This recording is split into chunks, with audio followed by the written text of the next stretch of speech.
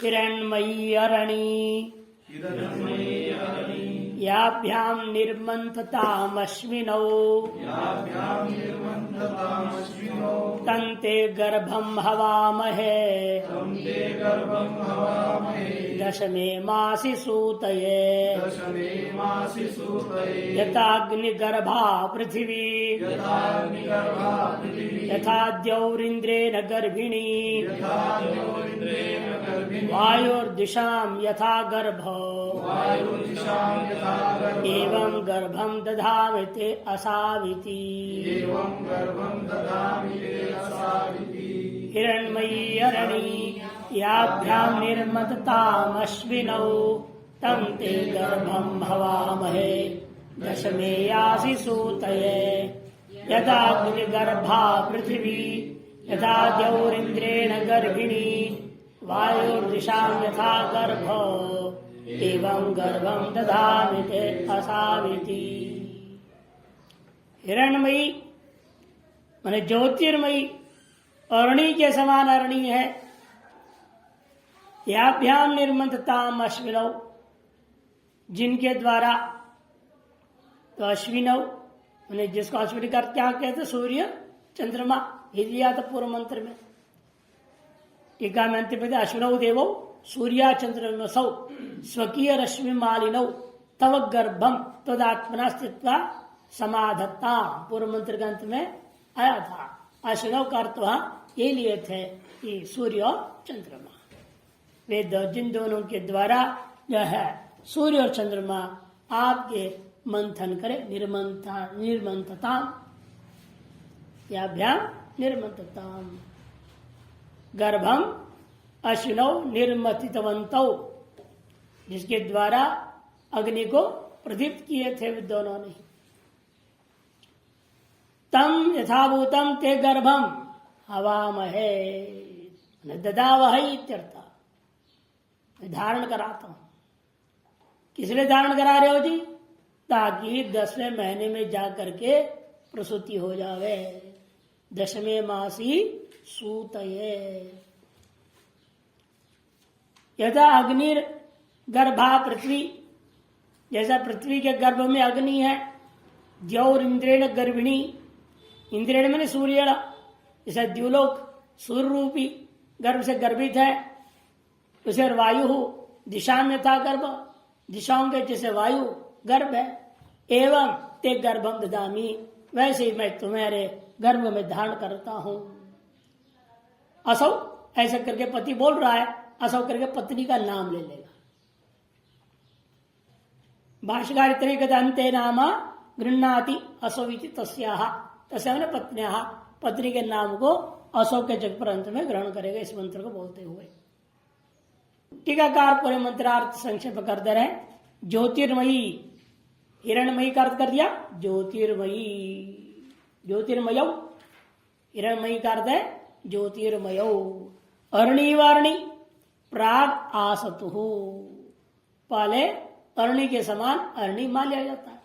जैसे अरणि मंथन में होता है, अग्नि में ऊपर एक नीचे फलक होते हैं, बीच में डंडा होता है, दोनों फल को दबाते हैं, बीच डंडे को घुमाते हैं, तब नीचे जो रुई रखी है उसमें आग लगता है। वैसे ही यहां पर कहते हैं दो तुम्हारे जो पैर के जांग हैं वो दो अरणियों के समान हैं। जिसका सूर्य और चंद्रमा के समान वो हैं, वे दोनों मिलकर गर्मी पैदा करते हैं, जिससे आपका योनि में अग्नि कामाग्नि दीप्त हो जाता है। प्राग आसतुर याभ्याम गर्भम अश्विनौ निर्मथितवन्तौ, जिनके द्वारा गर्भ को, गर्भ मने अमृत रूपम गर्भम है ना, अश्विनौ निर्मथितवन्तौ, अमृत रूपा गर्भ को जो है उन लोगों ने, सूर्य और चंद्रमा ने मंथन किया था। तम तथाभूतम गर्भम, ऐसा जो विशिष्ट गर्भ को, ते जठरे ददावही, तुम्हारे जठर में वह गर्भ धारित होवे, ताकि 10वें मासी प्रसवार्थम, 10वें महीने में प्रसव कराने के लिए। मैंने अपने वीर को या अमृत बोल रहा है, मेरा वीर रूपी अमृत को उनकी ही कृपा से मंथन होकर के निष्पन्न हुआ, और उस अमृत को आप अपने गर्भ में, जठरा अंतर्वर्ती गर्भ में धारण करें, ताकि 10वें महीने तक धीरे धीरे वृद्ध होता हुआ बच्चा बनता हुआ 10 महीने में सूती हो सके, प्रसूति हो सके। आद्यमान गर्भम दृष्टांत दर्शयति, आद्यमान अमृत रूपा वीर्य गर्भ को दृष्टांत से समझा रहे हैं। यथा पृथ्वी में अग्नि गर्भित है, द्युलोक में सूर्य गर्भित है, दिशाओं में वायु गर्भित है, वैसे ही इंद्रिय के यहाँ प्रसंग अनुसार सूर्य नीति यावत असविति पत्युर्वा निर्देश तस्या नाम गृह्णाति पूर्वेण संबंध, तस्या पत्न्या नाम गृह्णाति, ऐसे पूर्व के साथ संबंध होगा। अब बच्चे का जन्म 10 महीना बीत गया, जन्म होने जा रहा है, उस स्थिति में पति का क्या कर्तव्य है? पति क्या करे? आजकल पति कहाँ करता है, पता नहीं कहाँ रहता है वो, कोई धाइयां करती है, नर्स करती है, क्या करना है? शोष्यन्तीम अद्भिरभ्युक्षति यथा वायु पुष्करणीगुम समिंगयति सर्वतः एवाते गर्भ एजतु सहावैतु जरायुणा इंद्रस्यायं व्रजः कृतः सार्गल सपरिश्रयः तमिंद्र निर्जहि गर्भेण सावरागं सहेति शोष्यन्तीं मद्भिरभ्युक्षति यथा वायु पुष्करणिकीं समिंगयति सर्वतः एवाते गर्भ एजतु सहावैतुर्जरायुणा इंद्रस्यायं व्रजः कृतः सार्गलः सपरिश्रयः समिन्द्रनिर्जहि गर्भेण सावरागं सहेति। प्रसव काल में शुभ्र प्रसव होवे, उसके लिए प्रसव होती हुई स्त्री के ऊपर जो है अद्भिर अभ्युक्षति, जल से उसके सिर पर ठंडा करता है, सींचता है। क्या मंत्र बोलता है? सब कर्म देंगे, मंत्र के बिना नहीं है, मंत्र बोलते हुए कहेगा। मंत्र ही है यथा वायु पुष्करणीं समिंगयति सर्वतः, जैसे वायु तालाब के जल को सभी ओर से चंचल कर देता है। एवं एवते, एवाते मन एवं एवते गर्भ एजतु, वैसे ही आपका गर्भ पूर्ण रूप प्रस्थान से चलायमान, हिले डोले चले, ताकि वह अपना जरायुण सा अवैतु, अपने जेर सहित बाहर आ जावे। इंद्रस्यं व्रजा कृतः,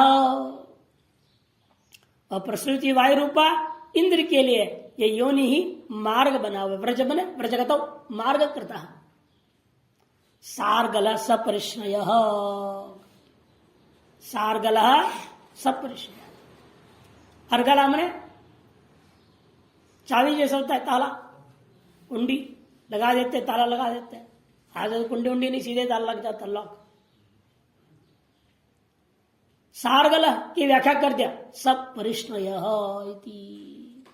गर्भवेष्टन से युक्त उस चीज को वह निकलने का मार्ग पूर्व से ही तय हो चुका है।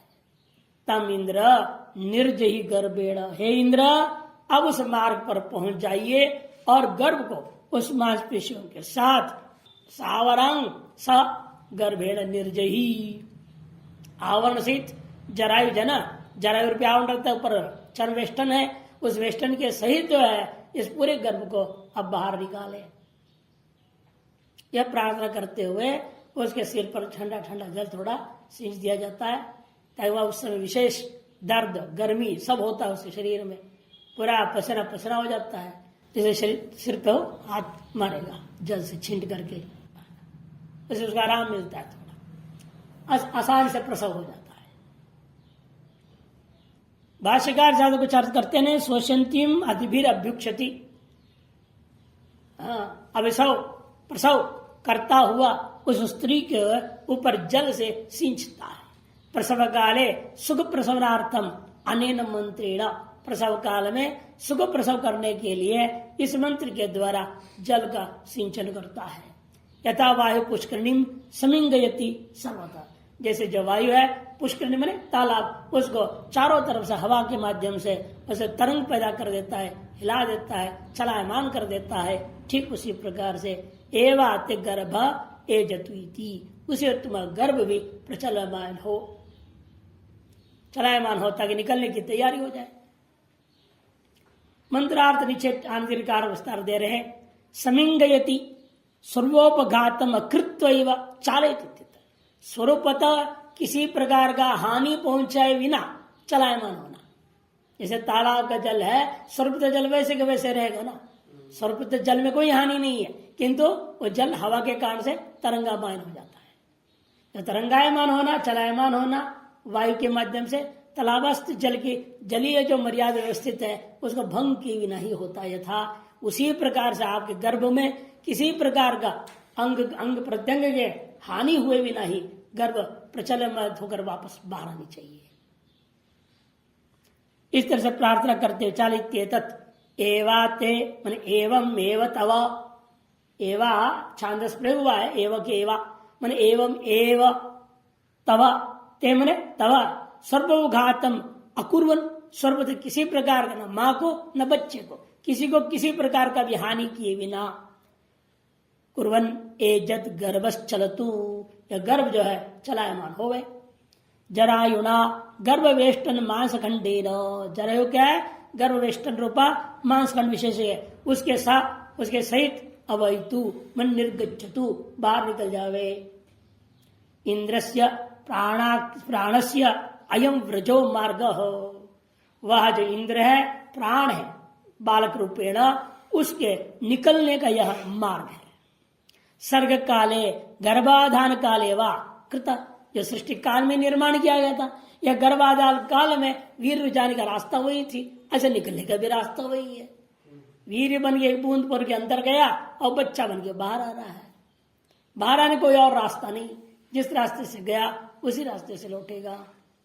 इसके लिए ही निर्माण किया गया मार्ग था, सृष्टि की आदि में हो या गर्भाधान काल में हो।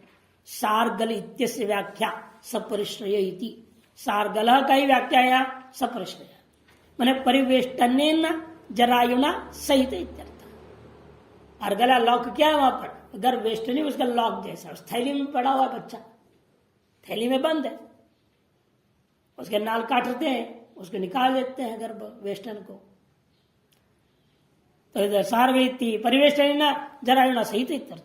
तम मार्गम प्राप्य, उस मार्ग को प्राप्त करके, हे इंद्र गर्भिण सह निर्जही निर्गच्छो, अरे इंद्र एरा जो है आप अपने प्राण कोई निवेदन कर, हे प्राण देवता आप अनायासी बाहर आ जावे, निर्गच्छ। गर्भ निस्सरणानंतरम या मांसपेशी निर्गच्छति सावरा तांच निर्गम इत्यर्थ। गर्भ निस्सरण के अनंतर जो एक मांसपेशी विशेष निकलता है उसका नाम सावरा होता है, तांच निर्गमय उससे भी बाहर आने दो इत्यर्थ। ये क्या होता पता नहीं, एक और मांस टुकड़ा कोई आता होगा पीछे पीछे अधिक, वो बाहर वो भी वो अंदर रहेगा तो खराब करेगा, वो जहर बन जाता है, नुकसान करता है। जैसे बिल्ली आदमी देख जेर बोलते, वो साझकर वही खा के पचा देती है, बिल्ली में मिलता नहीं है, मिल जाता है तो कहते हैं उसको पूजा करो, हल्दी उल्दी डाल के सुरक्षित रख करके सुखा करके ढंग से, सड़े न गले न दुर्गंध न आवे, ये ढंग से बना के रख लेते हैं, कहते हैं अतः लक्ष्मी आती है, ऐसे मानते बिल्ली का उसको गर्भधानी को लेकर। अब इसके बाद जब बच्चा पैदा हो गया, निकल आ गया बाहर, अब जात कर्म संस्कार किया जाएगा।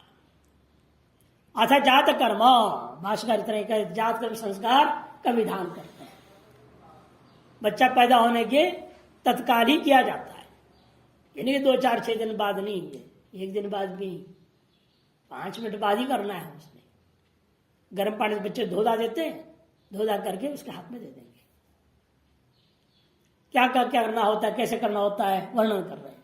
जात्यग्निम उपसमाधाय अंक आदाय कगन से प्रसदा जगंसनीय प्रसदाज्यस्य उपघातं जुहोति अस्मिन् सहस्रं पुष्यासम् एदमानः स्वे गृहे अस्योपसंध्यां मा चैत्सीत् हृदयाच्च पशुभिश्च स्वाहा। मयि प्राणागंस्त्वयि मनसा जुहोमि स्वाहा यत्करुणात्यरीरिचं यद्वा नूनं यहाकरम् अग्निष्टुत टू होना चाहिए, अग्निष्टुत सृष्टकृत विद्वान सृष्टगुं सुहुतं करोतु नः स्वाहा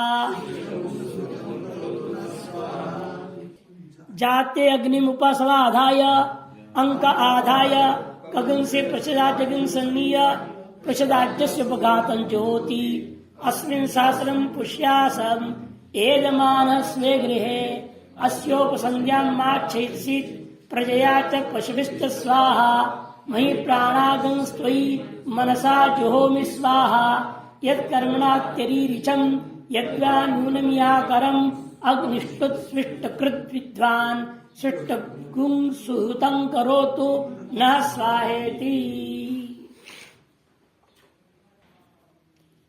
जाते अग्नि उपसमाधाय, जैसे बाहर में खड़ा हो पति को सूचना दिया जाता है ये आपको पुत्र या पुत्री हो गई,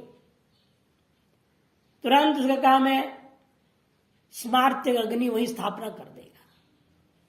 बाहर में अग्निम उपसमाधाय पंचभूत संस्कार आदि पूर्वक हो अग्नि का स्थापना कर लेगा। करने के बाद जब तक ये तैयारी करेगा तब तक बच्चे को धो जाकर तैयार करके ले आएंगे बाहर, और उस बच्चे को अंके आधाय अपने गोदी में बिठा करके या लेटा करके कगन से प्रसदाज्यम सन्नीय कंस पात्र में प्रसदाज्य को ग्रहण करते हुए मंगा लिया, बोल दिया तैयार कर लिया।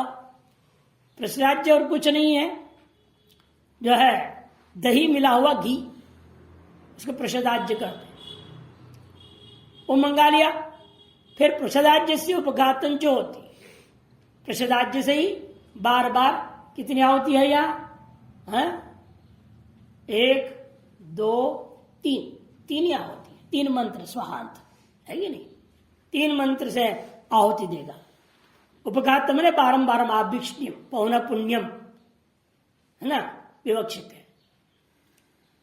नमुल प्रत्यय ना, उपघातम में नमुल प्रत्यांत, अम बचता नमुल में हन धातु का, हनस्तो अचिन्नल, इसलिए त हो गया हन के नकार को, कुत हो गया उधर, जो को घिण्य तो।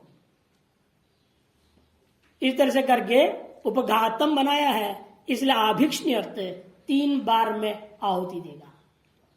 मंत्र कहते अस्मिन् सहस्रम पुष्यासम कहेगा, मैं अपने इस घर में पुत्र रूप से एद स्वे गृह एधमान, पहला आत्मे कर ऐसे लो, अपने घर में पुत्र रूप से वृद्धि को प्राप्त हुआ, मैं ही पुत्र रूप से आ गया हूं।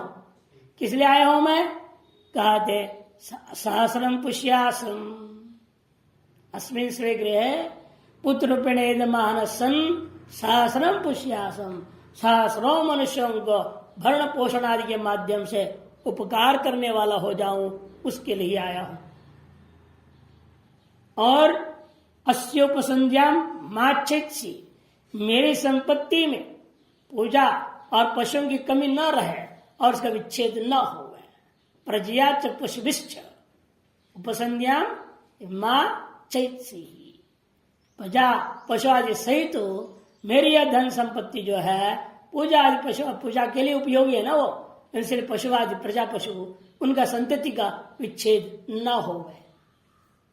स्वाहा करके पहली आहुति दे देगा। फिर दूसरी आहुति कहेगा जो मुझ में प्राण है वही सब प्राण को मैं तुझ में स्थापित करता हूं, बच्चे में। और मनसा जुहोमी, मन ही मन मंत्र बोल, मनसा जुहोमी का तो मन ही मन मंत्र बोलेगा। मयि प्राणागम स्तोई, या मन से बोलेगा, मुंह से नहीं बोलेगा। मनसा जुहोमी स्वाहा, आहुति दे देता है। फिर कहता है यद कर्मणा अतिरिचम यद्वान्यून्यम यह करवम, अकर्मण अकरवम, छांदस हो गया, अकरवम के अकरम, जो कुछ कर्म मैं कुछ अधिक कर दिया हूं या न्यून कर दिया हूं वह सब अग्निष्टुत सृष्टकृत विद्वान सृष्टम सूतम करोतु, वह सब जो है अग्निष्टुत भगवान, जैसे अग्नि है स्तुत जिसके द्वारा, ऐसे का नाम अग्निस्तुत होता है और सृष्टकृत होता है। सुष्टु इष्टम कृतम इति सृष्टकृत, जो कुछ भी अंत में होता होती सृष्टकृत होते हमेशा, वो देवता उसका नाम सृष्टकृत देवता ही कहा जाता है।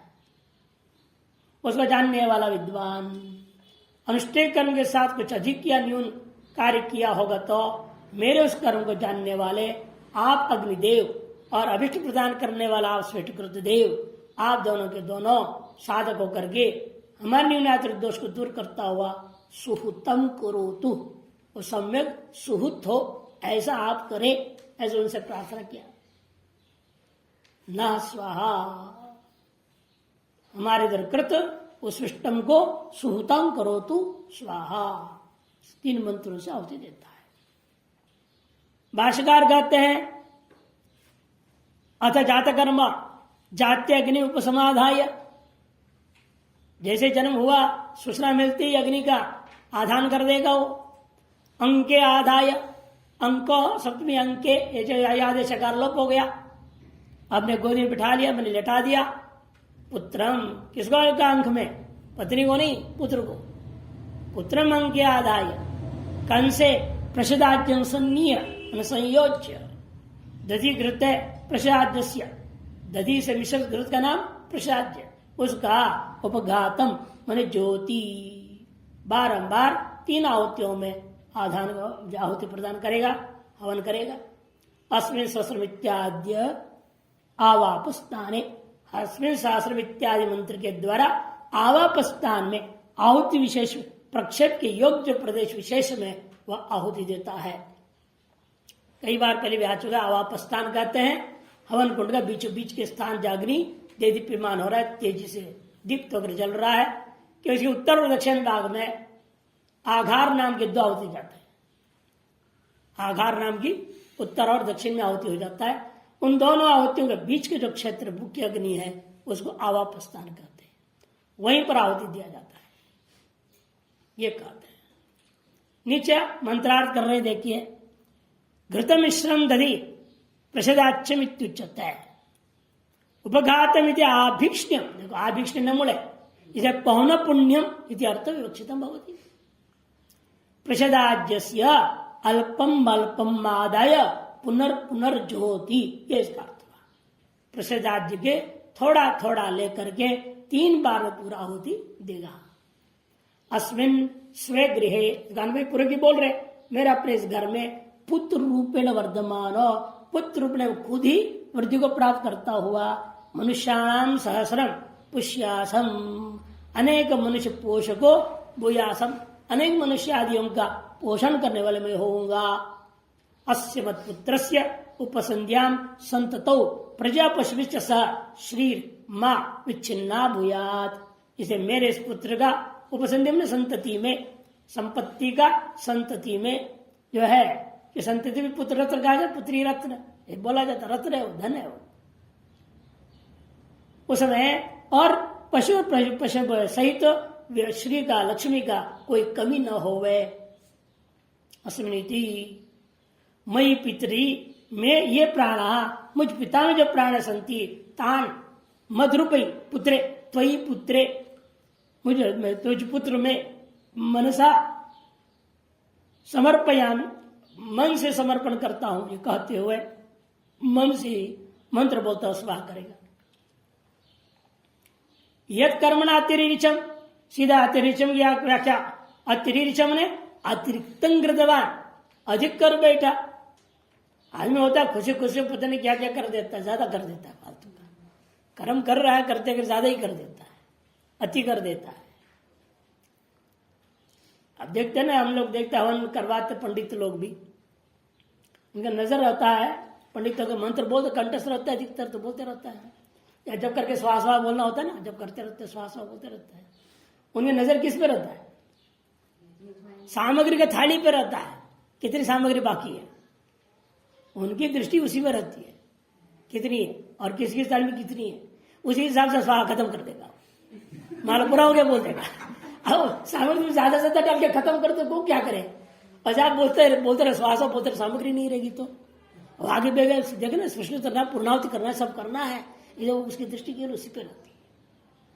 वही सही पंडित है, क्योंकि यजमानों को जो बैठे रहते हैं पता ही नहीं कितनी देनी है, क्या देना है, वो डाल देंगे, मुट्ठी मुट्ठी भर डालते हैं, ज्यादा डाल देंगे। कई बार पंडित बोलते हैं थोड़ा थोड़ा डालो, भूलना पड़ता है, थोड़ा थोड़ा डालो, ज्यादा मत डालो। इसे रखना पड़ता भाई, आहुति पूरी होनी चाहिए ना, पूर्णावती तक सामग्री रहना चाहिए, पहले खत्म नहीं होना चाहिए था। इसलिए कहते हैं कि देखो,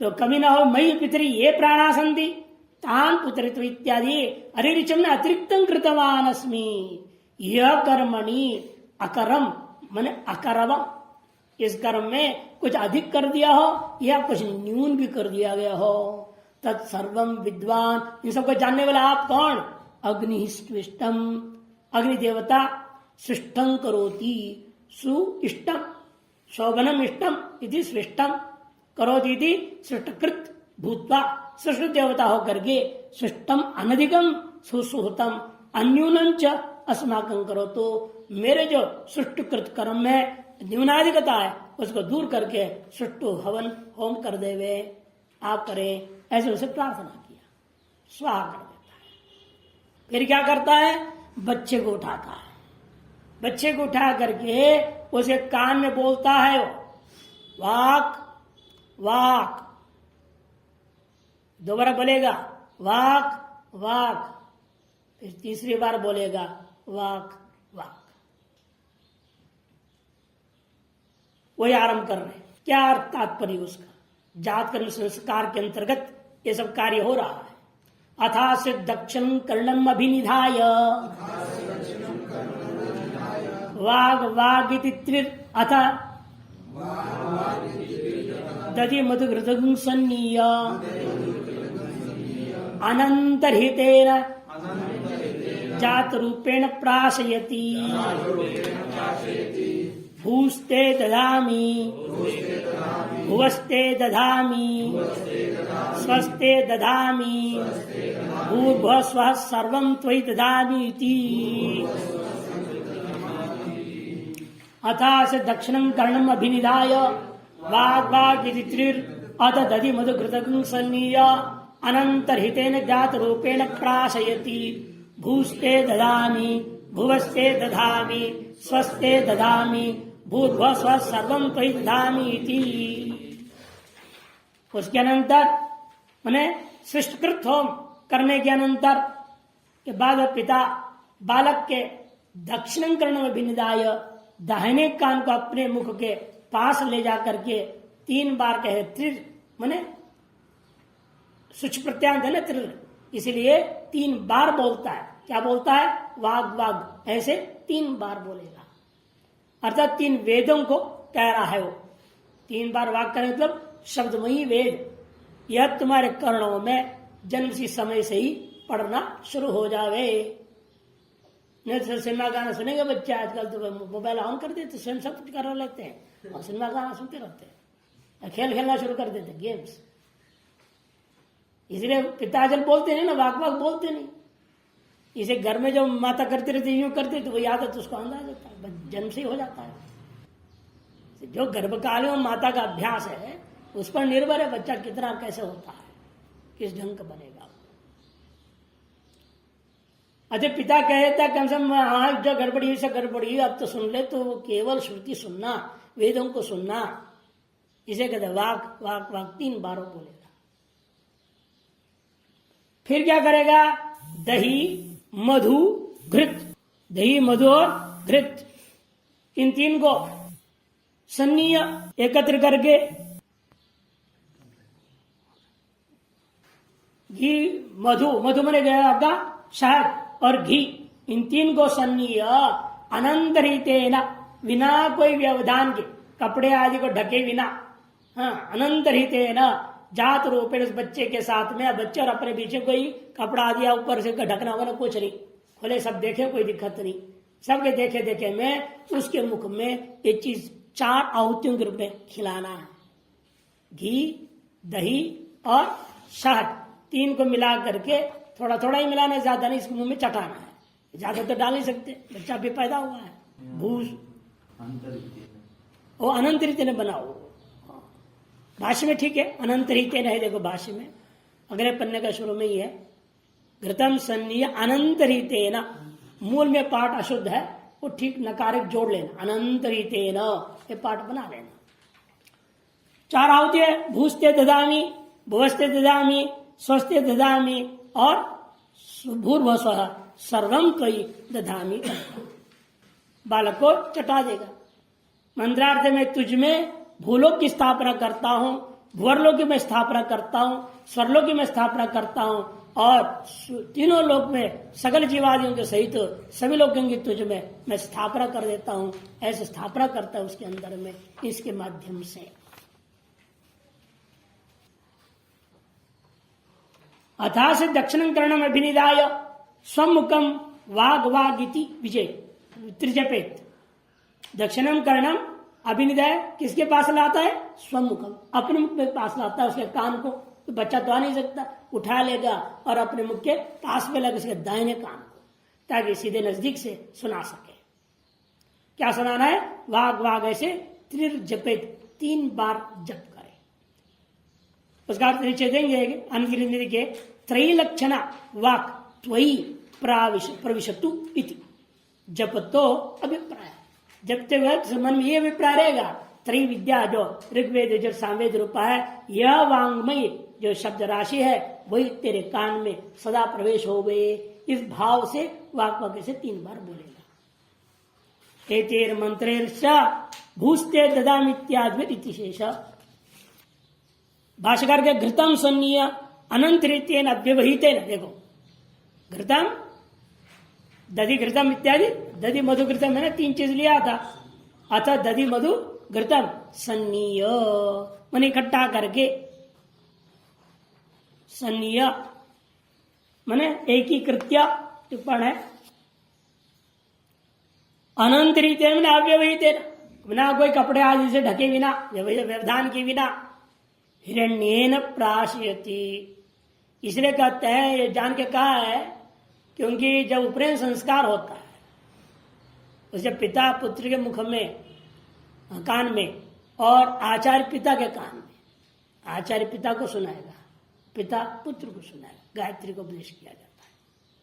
उस समय कपड़े से ढक दिया जाता है, एक नया धोती तीनों के सर के ऊपर डाल दिया जाता है, कोई दूसरा देखे ना और आसानी से सुने ना। उपांशु बोला जाता है, इसलिए धीरे धीरे, जोर से नहीं बोल सकते, ये विधि है। वैसे यहां पर कोई ये भी उपदेश दे रहे हैं जैसे पिता पुत्र को वाग वाग करके, यहां भी कोई सोचे ढक दो, जैसे उसमें होता है वैसे यहां भी करो। तब विधि पहले बोल दिया, अनंत ही तेन, कुछ भी व्यवधान पैदा करना नहीं है किसी प्रकार का। जात रूपेण हिरण्येन प्राशयति, जात रूपेण मने हिरण्येन, सोने का चमच आदि से उसके बच्चे के मुंह में थोड़ा थोड़ा डालते हुए मंत्र बोलना है।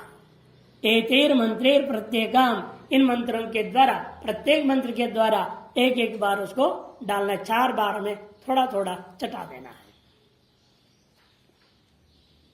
वेद नामना व्यवहार लोक के नासित्याशंक्या, अब इसके नामकरण भी करता है। हर बच्चे का नाम एक ही है, सृष्टि के श्रुति के अनुसार सभी का नाम एक ही नाम, हर बाप ही नाम रखेगा अपने बेटे को। वेद, बेटी हो तो श्रुति। सभी लड़कों का नाम वेद और सभी लड़कियों का नाम श्रुति, बराबर ही होता है। प्रथम नामकरण जो होती है, उसके बाद व्यवहार इसे नहीं होगा ना। माने घर में 4 लड़के, चारों का नाम वेद वेद, किस वेद को? ए वेद इधर आओ, कौन आएगा? 4 में से कौन आने गया? दिक्कत हो जाएगी ना। इसलिए 10वें दिन, 10वें आनी पिता नामकरण कुर्यात, ऐसे विधि है वेद में। 10वें दिन व्यवहार के योग्य नाम रखेगा। जो प्रथम जन्म काल में जो नाम रखेगा वही एक ही नाम रखेगा, वेद अथवा श्रुति। बोले स्त्रीलिंग 2 ही नाम, नपुंसक कोई नाम नहीं रखा। अथास्य नाम करोति, वेदोऽसीति तदस्य तद्गुह्यमेव नाम भवति अथास्य नाम करोति वेदोऽसीति तदस्य तद्गुह्यमेव नाम भवति। अथस्य नाम करो, उसे नामकरण भी उसी समय कर देता है। क्या नामकरण करता है? वो कहता है उसके कान में वेदोऽसि, आज से तुम्हारा नाम वेद है। ये नाम यही होता है, तो बाद में व्यवहार में लोग नहीं बोले ये नाम बोलना चाहिए, कहते नहीं। तदस्य तद्गुह्यमेव नाम भवति, यह जो इसका नाम है वह गुह्य नाम ही रह जाता है, व्यवहार के योग्य नहीं रहता है। व्यावहारिक नाम दूसरा होगा जो 10वें दिन रखा जाएगा नामकरण संस्कार। अथास्य नाम अध्ययन करोति वेदोऽसीति तदस्य तद्गुह्यम नाम भवति वेद इति। इसे संस्कृति कह दिया, वह इसका जो नाम है वो गुह्य नाम ही रह जाता है, वेद यह नाम जो है। नीचे टीकाकार कहते हैं यत् तद् वेद इति नाम, वह यह जो उसका नामकरण क्या किया, वेद करके नाम किया है, तद वह नाम अस्य गुह्यम नाम भवति। इसका नाम क्यों सबका एक ही नाम रख देते, पैदा हो कार्य का नाम वेद या श्रुति? कहते सुनो, वेद नमिति वेदो, वेद में नो वेद नहीं ला, ऋग्वेद यजुर्वेद आदि, ये वेद में सामान्य ज्ञान नहीं लेना। वेद नमिति वेदो मन अनुभव सर्वस्य निजम स्वरूपम इत्यर्थः, सभी का निज स्वरूप जो आत्मा है, ब्रह्म है, उसी का दूसरा नाम वेद है। इसे वेदोऽसि का मतलब क्या? तत्वमसि, तुम ब्रह्म हो, ये कहा है। ब्रह्म ही उसका असली नाम है, असली नाम बता देता है। फिर नकली नाम बाद में 10वें दिन रख देंगे, व्यवहार के योग्य जो नाम है। जन्म होते उसका पहला नाम ही बता रहा है, तो ब्रह्म है साक्षात, तो आत्मा है, यही से तुम्हारा नाम है, तो ब्रह्म है। उत्पन्न उस जीवात्मा को उसका असली नाम बता दिया, तो वास्तव में ब्रह्म है। फिर नकली नाम को लेकर व्यवहार बाद में होती रहेगी, 10वें दिन करेंगे उसको। इसके अनंतर क्या करेगा वो? अब वो बच्चे को उठा के माँ के पास ले जाएगा। तब जब माँ को भी शुद्ध करके साफ सुथरा करके बाहर लाएंगे। वार्ड में, आज की नर्सिंग होम में तो वार्ड में ले आएंगे, बेड पे ले आएंगे, जहां भी लाएंगे वहां बच्चे को ले जाएगा। और क्या करेंगे? पहले जब तो घरों में ही धाई आती थी, घर में ही प्रसव होता था, प्रसव कमरा अलग होता था, और प्रसव हो गया वहां से दूसरे कक्ष में लाए, इधर ही हवन किया, वहां चला जाता था। अब इस नर्सिंग होम में कैसे होगा ये सबका? हॉस्पिटल में होगा जन्म तो कैसे होगा? कुछ होता नहीं। अब देखिए कितना लोग कुछ भी आरोप प्रत्यारोप करते रहते हैं। भगवान राम को पता है वहां लव कितने बजे पैदा होने वाला है, कौन सी तारीख को कितने बजे पैदा होगा, इन्हें पता है। लेकिन मैं जा नहीं सकता जातकर्म संस्कार करने के लिए। क्या करूं? उन्हें योजना बनाई, खबर बनाया, और खबर आए आदमी ला रहा है, लवणासुर नाम के एक राक्षस को तंग कर रहा है। किस क्षेत्र में वो इलाहाबाद के तटों में है। शत्रु को बुलाते हैं, तुम जाओ, सेना का टुकड़ी लेके जाना। जाते तो उधर भरद्वाज आश्रम आदि मिलेगा, वाल्मीकि आश्रम मिलेगा, संतों का दर्शन करके आशीर्वाद लेते हुए जाना युद्ध करने। ये चाल थी कि वाल्मीकि आश्रम नाम क्यों लिया। वहां जरूर जाना, आशीर्वाद लेके जाना। वहां जाता है, जिस रात वहां रुकता है उसी के सवेरे प्रसव होता है। शास्त्र विधि है, जहां पिता उपलब्ध ना हो तो राजा कर सकता है। जैसे ग्राम प्रधान वगैरह है ना आज के जमाने में, लोग वो कर सकता है। तो वाल्मीकि ने कहा आप तो क्षेत्र के राजा हैं, राजा भले राम हैं, उनके प्रतिनिधि आप राजा ही हैं, युद्ध करने जा रहे हैं, इसलिए आप ही इसके संस्कार कर दो। देखो चाचा से संस्कार कराएगी। सोच समझ के सुनियोजित तरीके से भेजा गया। चौथे महीने के बाद तो गर्भ में जैसे मन एकदम तीव्रता पूर्वक व्यवहार करने लगता है, ग्रहण करने लगता है, उससे उन्होंने जंगल भेज दी थी। या आश्रम में रहेगा, आश्रम में रहेगी गर्भिणी तो निश्चित रूपेण केवल वेदों का श्रवण होगा। जब ये आंख खोल के सीता माता देखेगी, ऋषि कुमारों को देखेगी, हवन का सुगंध रहेगा, ऋषियों के आशीर्वाद सत्संग प्राप्त होएगा। यहां रहेंगे राजमहल में क्या है, वो सहेलियां उल्टे उल्टे पुल्टे गाने वाने सुनाती रहेगी, उनका मन बहलाती रहेगी, नहीं इधर उधर घुमाएगी, हटाए चले छत पे घुमाएगी, क्या करे, बेकार काम। गर्भस्थ समय से ही उन दोनों शिष्यों को दिव्य भव्य बनाने के लिए उन्होंने वहां भेजा था, और संस्कार में कोई कमी न रह जाए इस शत्रु बहाना बनाकर भेज दिया, शत्रुघ्न को चाचा से करा दिया। ये सब विधिवत उस समय, चाहे इतने बड़े राजा हो कुछ भी हो, सभी लोग इन संस्कारों को इतना महत्व देते थे, मालूम होता है। नहीं तो पैदा होते हो तो क्या फर्क पड़ता है। जात कर्म संस्कार बहुत महत्वपूर्ण संस्कार है, ये उसे ज्ञापन कराते भगवान राम अपनी लीला के द्वारा। तो क्या करता है, फिर संस्कार करने के बाद अब उस बच्चे को माता के पास ले जाता है और माता को प्रदान करता है, और स्तन को देकर कहता है, क्या मंत्र बोलता है देखिए, अथैनम मातृ प्रदाय स्तनम प्रयच्छति यस्ते स्तन सशयो यो मयो भूर यो रत्नदा वसुविद यह सुदत्रः येन विश्वा पुष्यसि वार्याणि सरस्वती तम यधातवे करीति। अथैनम मातृ प्रदाय स्तनम प्रयच्छति यस्ते स्तन सशयो यो मयो भूर यो रत्नधा वसुविद यह सुदत्रः येन विश्वा पुष्यसि वार्याणि सरस्वती तम यधातवे करीति। अथैनम मातृ प्रदाय, तत्पश्चात उस बालक को माता के गोद में ले जाकर दे देता है, दे करके स्तनम प्रयच्छति, और अपने पति से कहता है इस बच्चे को अपने स्तन से मुंह लगा दो, फिर मंत्र बोलना शुरू करता है, यस्ते स्तनः, ये जो तुम्हारा स्तन है, हे सरस्वती, सरस्वती से प्राप्त करेगा, और सरस्वती कहेगा हे माता, आपका जो दिव्य स्तन है उसमें जो अमृतमयी दूध है जिसको पीकर सब ब्रह्म ज्ञानी होते हैं, वैसे मेरे पत्नी के स्तन हो जाए, और ये द्वारा जो दूध जा रहा है वो वही दूध हो जो आपके स्तन का दूध, तद्वश अमृत को पी करके मेरा यह बच्चा भी ब्रह्मज्ञानी हो जाए। यस्ते स्तन सशयो, हे सरस्वती आ गया ना वो संबोधन है, हे सरस्वती, यह जो आपके स्तन है, यह ते मैंने तवा, सरस्वती को करे आपका जो स्तन, कैसे स्तन है वो, सशयो, सशय, शय का अर्थ क्या होता है, कर्म फलम, नीचे दिया है शेत्यस्मिन कर्ता इति शय, अनुशय बोलते हैं, आनुषिक यात्रा होते ना, जीव की यात्रा आनुषिक बोला गया है, पहले विचार आ चुका है, जब आता है पंचांग विद्या से अनुशय होकर के आता है।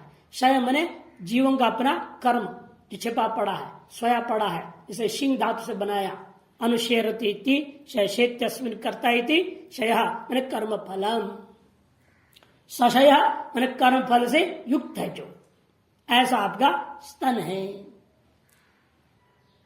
और कैसा है, यो मयो भूर, मय मैंने अन्नम, अन्न के कारण, उत्पत्ति के कारणभूता जो अमृत है वो आप है, आपके स्तन में है वो।